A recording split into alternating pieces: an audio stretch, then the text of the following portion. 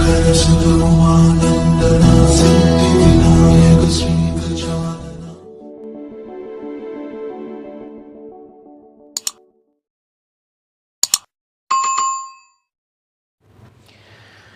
नमस्कार, जय हिंद, जय भारत दोस्तों। स्वागत है आप सबका एक बार फिर से आपके अपने चैनल स्काई स्पीक्स पर।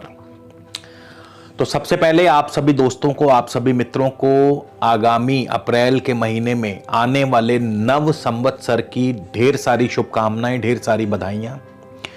और इसी के साथ अगले महीने 13 अप्रैल को बैसाखी का पर्व है, तो उसके लिए भी आप सबको अग्रिम बधाई।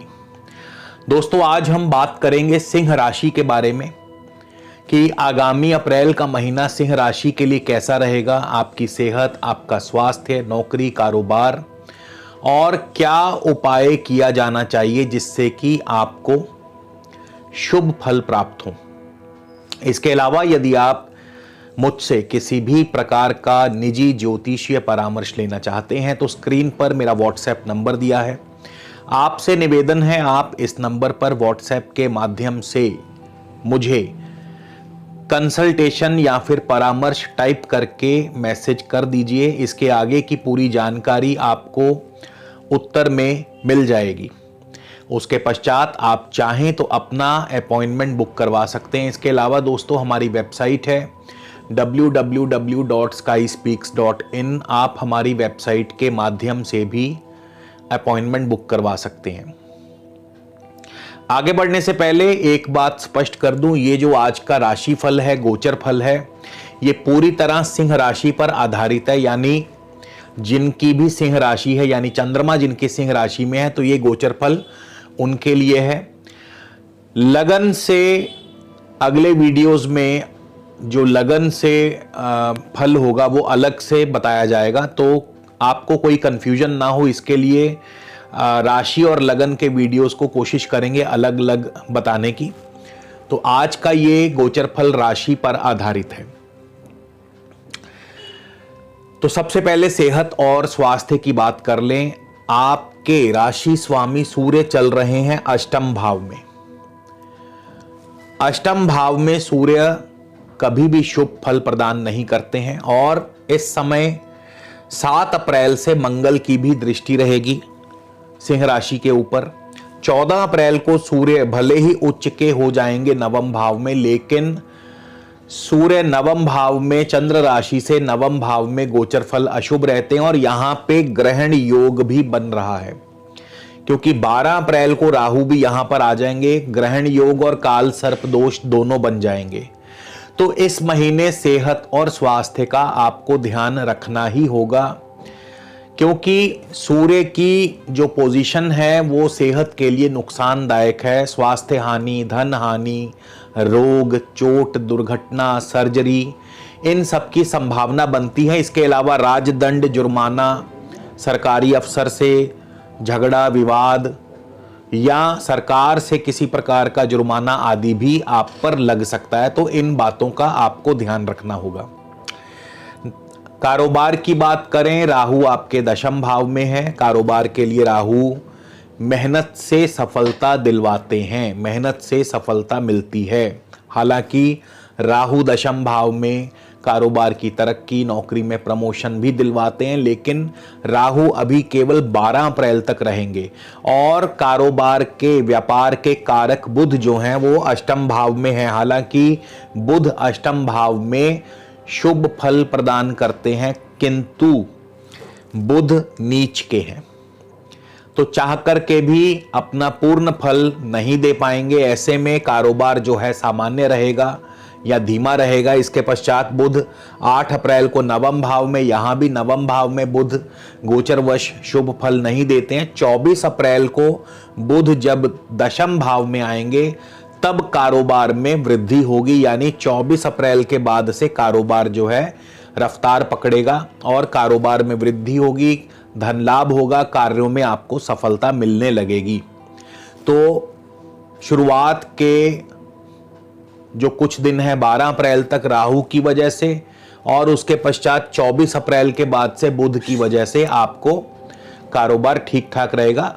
बीच का कुछ हिस्सा जो है महीने का यानी 12 से 24 अप्रैल जो है, यहाँ पे थोड़ा कारोबार सामान्य रह सकता है या थोड़ा सा कम हो सकता है। नौकरी पेशा व्यक्तियों के लिए ये माह जो है अनुकूल रहेगा। ऐसा इसलिए क्योंकि एक तो राहु दशम भाव में है, जैसा कि मैंने बताया नौकरी में प्रमोशन तरक्की दिलवा सकते हैं। शनि भी छठे भाव में है, मंगल भी छठे भाव में है। मंगल और शनि क्रूर एवं पाप ग्रह छठे भाव में शुभ फल प्रदान करते हैं और नौकरी के लिए अत्यंत ही अनुकूल परिस्थितियां पैदा करते हैं। साथ ही साथ रोग का नाश भी करते हैं, यानी स्वास्थ्य के सुधार में भी सहायक सिद्ध होते हैं। यदि कोई किसी प्रकार का कोई स्वास्थ्य कमजोर भी पड़ जाए तो उसको जल्दी से तुरंत जो है स्वास्थ्य में सुधार करते हैं। शत्रु आपके सामने दबे रहते हैं और नौकरी में आपको तरक्की, प्रमोशन, साथ ही साथ इंक्रीमेंट, कार्य सिद्धि आदि अनेक प्रकार के योगों से आपको लाभ मिलता है। आर्थिक स्थिति आपकी इस महीने सामान्य रहने वाली है। कारण ये है कि बुध जो है धनेश और लाभेश हैं। बुध आपके अष्टम भाव में है। जैसा कि मैंने बताया बुध अष्टम भाव में हालांकि शुभ फल देते हैं, किंतु बुध जो है वो नीच के हैं और नीच राशि में ग्रह जो है अपना पूर्ण फल दे पाने में असमर्थ हो जाता है। तो ऐसे में जिस प्रकार कारोबार थोड़ा सामान्य रहेगा उसी प्रकार आमदनी, इनकम भी सामान्य रहेगी। लेकिन 24 अप्रैल के बाद से कारोबार और इनकम दोनों में वृद्धि होगी, आर्थिक स्थिति आपकी मजबूत होगी। शुक्र भी 27 अप्रैल को आ जाएंगे अष्टम भाव में और अष्टम भाव में शुक्र उच्च के हो जाएंगे। तो यहाँ पे शुक्र आपको अत्यंत ही शुभ फल प्रदान करते हैं। अचानक धन लाभ, आपको पैतृक सुख संपदा की प्राप्ति, वाहन सुख की प्राप्ति या लग्जरी चीजों की बढ़ोतरी करते हैं। साथ ही साथ शुक्र उत्तम धन लाभ भी करवाते हैं और शुक्र यहाँ पे क्योंकि उच्च के हो जाएंगे 27 अप्रैल से। इसके अलावा आपकी एजुकेशन की बात करें तो पंचम भाव के स्वामी बृहस्पति हैं और पंचम भाव पर किसी भी अन्य क्रूर या पाप ग्रह की कोई दृष्टि नहीं है। बृहस्पति सप्तम भाव में है, बहुत ही शुभ फल प्रदान करते हैं। पढ़ाई में आप अव्वल रहेंगे। इसके अलावा आपके जो संतान है, संतान की वृद्धि करते हैं, संतान सुख की प्राप्ति करवाते हैं और इसके अलावा वैवाहिक कार्य या घर में मांगलिक कार्य आपके संपन्न होते हैं। शेयर मार्केट से आपको अच्छा लाभ मिल सकता है। बृहस्पति 13 अप्रैल को हालांकि अष्टम भाव में चले जाएंगे। अष्टम भाव में बृहस्पति शुभ नहीं है, लेकिन यहाँ पे बृहस्पति अपनी स्वराशि में होंगे। तो अपनी स्वराशि में होने की वजह से बृहस्पति जो है उतना भी अशुभ प्रभाव नहीं देंगे, यानी अशुभ प्रभाव में कमी होगी। तो ऐसे में बृहस्पति का जो प्रभाव है वो लगभग वैसा ही रहेगा। आपको संतान सुख की वृद्धि और शेयर मार्केट में ज़रूर आपको थोड़ा सा जो है ध्यान से निवेश करना होगा, क्योंकि यहाँ पे बृहस्पति की जो अष्टम भाव में जो बृहस्पति गोचरवश वैसे शुभ नहीं है, केवल राशि क्योंकि अपनी राशि में तो उतना बुरा फल भी नहीं देंगे, लेकिन फिर भी प्रिकॉशन ज़रूरी है। तो शेयर मार्केट में आपको ज़रा सोच समझ करके निवेश करना होगा। इसके बाद आपके दाम्पत्य की बात करें, दाम्पत्य जीवन की बात करें तो हालांकि बृहस्पति जो हैं सप्तम भाव में शुभ प्रभाव देते हैं, शुभ फल देते हैं, लेकिन शुक्र गोचरवश कभी भी सप्तम भाव में शुभ नहीं माने गए हैं।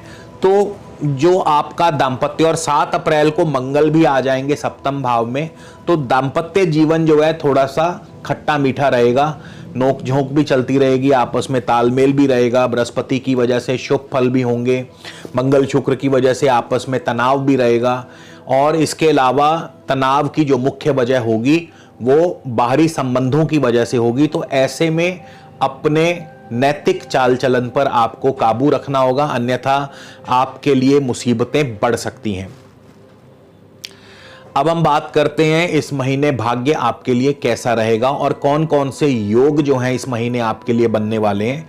तो सबसे पहले तो मैं आपको बता दूं कि आपके इस समय अंतरिक्ष में काल सर्प दोष बना हुआ है और ये काल सर्प दोष असाधारण है। असाधारण इसलिए है क्योंकि 10 के 10 ग्रह यानी बृहस्पति, सूर्य, शनि, मंगल, शुक्र, बुध और अपना चंद्रमा के साथ साथ यूरेनस, नेपच्यून और प्लूटो भी यानी 10 के 10 ग्रह जो हैं काल सर्प की गिरफ्त में हैं और ऐसे में ये इसीलिए असाधारण हो जाता है। पहले ये काल सर्प चौथे और 10वें भाव में है, उसके पश्चात 12 अप्रैल को ये आपके नवम और तृतीय भाव में होगा, भाग्य भाव में होगा। हालांकि केतु तृतीय भाव में शुभ फल प्रदान करते हैं, भाई बंधुओं का सुख सहयोग मिलता रहेगा, पड़ोसियों का सुख सहयोग, यात्राओं से लाभ होगा और छोटी मोटी यात्राएं बनती रहेंगी, स्थान परिवर्तन के योग भी बनाते हैं। लेकिन कुल मिलाकर केतु तृतीय भाव में पराक्रम की वृद्धि करते हैं और लाभ करवाते हैं। लेकिन नवम भाव आपका भाग्य स्थान है। अब यहां पे एक तो काल सर्प दोष बनेगा, दूसरा ग्रहण योग भी लग जाएगा सूर्य और राहु के युति योग की वजह से। तो भाग्य इस महीने थोड़ा सा कमजोर रहेगा, भाग्य आपका उतना प्रबलता से साथ नहीं दे पाएगा। लेकिन निराश होने की बात नहीं, क्योंकि तृतीय भाव में केतु आपके पराक्रम की वृद्धि करते हैं, यानी भाग्य नहीं भी साथ देगा तो अपनी मेहनत से, अपने पराक्रम से आप सफलता अवश्य पा लेंगे। अब उपाय कौन सा किया जाना चाहिए, किस उपाय से आपको लाभ होगा? देखिए, आपके भाग्य भाव में एक तो काल सर्प दोष बनेगा। काल सर्प दोष केवल 24 अप्रैल तक रहेगा। 24 अप्रैल को काल सर्प दोष जो है भंग हो जाएगा। साथ ही साथ सूर्य और राहु का ग्रहण योग अभी जल्दी भंग नहीं होगा, यह ग्रहण योग आगामी मिड मई तक रहेगा। तो ऐसे में आपको उपाय क्या करना है, बहुत सरल उपाय बताने जा रहा हूं। नारियल और साबुत बादाम। देखिए, जब भी कोई ग्रहण योग लगे या काल सर्प दोष हो, ऐसे में नारियल और बादाम का जो दान है ये अत्यंत उपयोगी माना गया है। तो नारियल और साबुत बादाम मंदिर में भेंट करते रहें या मंदिर में भेंट स्वरूप चढ़ाएं तो आपको लाभ होगा। तो दोस्तों, उम्मीद करता हूं वीडियो अवश्य आपको पसंद आएगा। हमें कमेंट करके जरूर बताइएगा। अगले वीडियो में आपसे फिर मुलाकात होगी। तब तक के लिए नमस्कार, जय हिंद, जय भारत।